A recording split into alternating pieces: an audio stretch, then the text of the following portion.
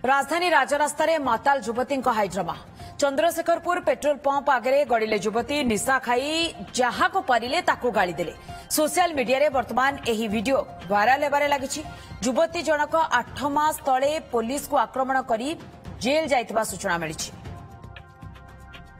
राजधानी राजरास्तार माताल युवती हाइड्रामा Chandrashekharpur petrol pump आगे गड़िले युवती निशा खाई जहा को पारिले ताकू गाड़ी देले। सोशल मीडिया रे वर्तमान वायरल हेउछि एही वीडियो।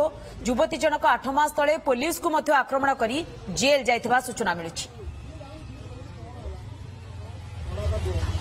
तेज संपर्क में अधिक अपडेट पाई फोन लाइन जोड़ी मो सहयोगी चंदन पाइकराय। चंदन, पूरा घटना आपंठ जानापी चाहिए केउ परिस्थिति में युवती जनकर निशा खाई चंद्रशेखरपुर पेट्रोल पंप आगे एभली भाव में अन्य मानू गाड़ी गुलज करते पुलिस वर्तमान घटना कौन पदक्षेप ग्रहण कर देखो गत काली राति जन युवती रास्ता उपर मद्यपान कर भाव ड्रामा करने सहित रास्ता जाउथिबा गाड़ी मोटर को अटकाउथिले एवं लोक मानकु गाड़ी मंद करथिबार खबर आसीथिला पुलिस निकट को। पुलिस जाई पहुंचीबा परे घटनास्थल रे देखिला जे जन युवती मद्यपान करबा सहित रास्ता उपरे एई भली भाबे हाई ड्रामा करूछंती एवं संपृक्त युवती को जेतेबेले चिन्हट करागला। चिन्हट करबा परे जणा पड़िला जे संपृक्त युवती 8 मास तले एई भली भाबे पुलिस को मध्य आक्रमण करथिले। आक्रमण परे इन्फोसिटी थाना पुलिस उक्त युवती को गिरफ करके कोर्ट चालान करथिला।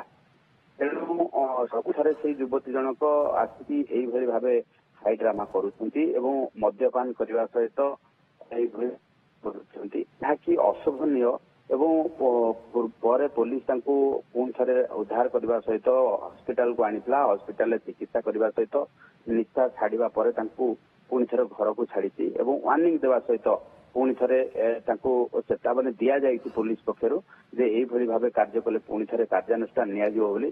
किंतु कथा होची जे बारंबार एई भली भाबे राजधानी राजरास्ता रे देखा जाउची जे झियो माने मध्य मद्यपान करने सहित खुलम खुला रास्ता उपर एभली भावे जो रही हाई ड्रामा शो करुँच। पूर्व आप देखिथे जे 8 मास तले संपृक्त युवती को पुलिस कोर्ट चालान करथिला। पूर्वर खंडगिरी थाना अंचल जड़े महिला पुलिस को आसिकी मारपिट करथिले एवं प्रत्येक दिन आपण जदि देखिबे जे जयदेव विहार रु पटिया रास्ता एवं पटिया रु आपण जदि देखिबे जे पत्थर बंध रास्ता रे जो रही जे मद्यपान करने सहित युवती माने माताल ही बुलुछंती।